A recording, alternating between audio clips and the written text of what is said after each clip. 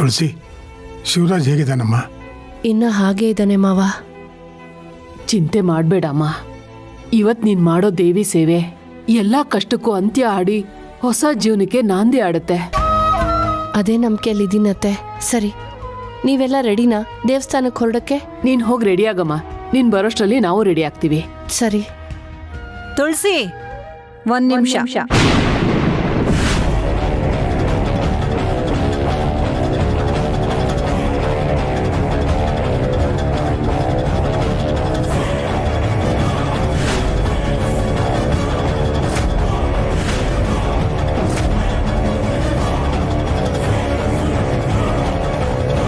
ಅಲ್ಲ, ಏನ್ ಮಾಡ್ಬೇಕು ಅನ್ಕೊಂಡಿದ್ಯಾ ನೀನು? ನಾನು ಗಂಡ ಬಿಟ್ಟೋಗಿದ್ದು ಆಯ್ಕನ್ ತಿನ್ನೋ ಕೋಳಿ ಕಾಲ್ ಮುರ್ದಂಗಾಯ್ತು.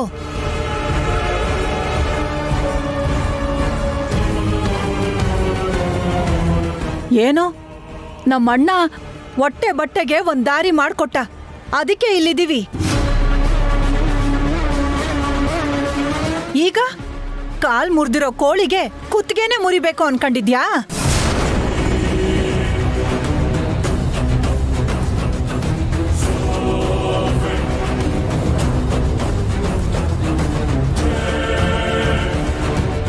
ಏನ್ ಹೇಳ್ತಿದ್ದೀರಾ ನೀವು?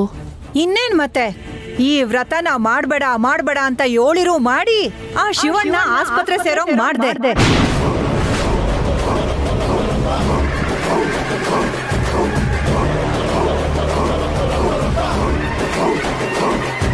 ಈಗ ಮತ್ತೆ ಏನ್ ಮಾಡ್ಬೇಕು ಅನ್ಕೊಂಡಿದ್ಯಾ? ಇದ್ರಿಂದ ಯಾರ್ಯಾರಿಗೇನೇನ್ ಮಾಡ್ಬೇಕು ಅನ್ಕೊಂಡಿದ್ಯಾ ಹೇಳ್ಬಿಡು.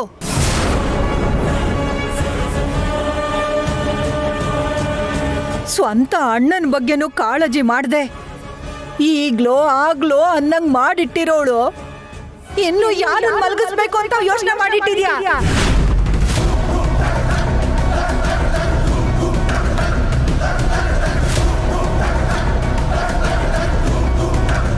ಈ ವ್ರತ ಮಾಡ್ದೆ ಹೋಗಿದ್ದಿದ್ರೆ ಈಟೊತ್ತಿಗೆ ಶಿವಣ್ಣನ್ನು ಜ್ಯೋತಿನೂ ಕುಸ್ಕುಸಿಯಾಗಿರ್ತಿದ್ರು.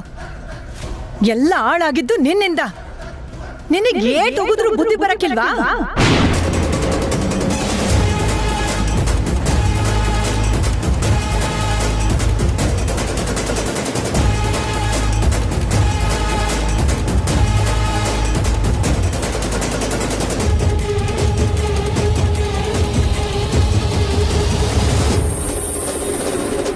ಸರ್ವಮಂಗಳ.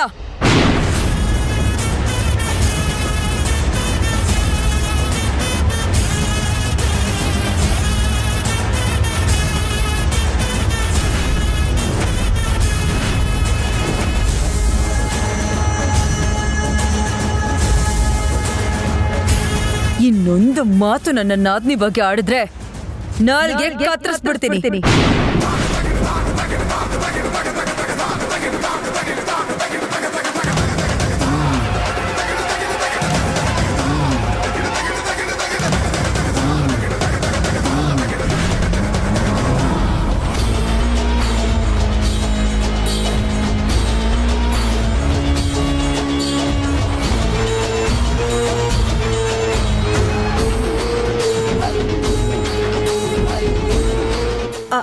ಅದು ಹಂಗಲ್ಲ ಜ್ಯೋತಿ, ನಾನು ನಿನ್ ಪರವಾಗಿ ಮಾತಾಡ್ತಿರೋದು. ಏಯ್, ನೀನೇ ನನ್ ಪರವಾಗಿ ಮಾತಾಡೋದು? ನೀನ್ ಎಂತ ಊಸರು ಒಳ್ಳಿ ಅಂತ ನನಗೆ ತುಂಬಾ ಚೆನ್ನಾಗಿ ಗೊತ್ತು.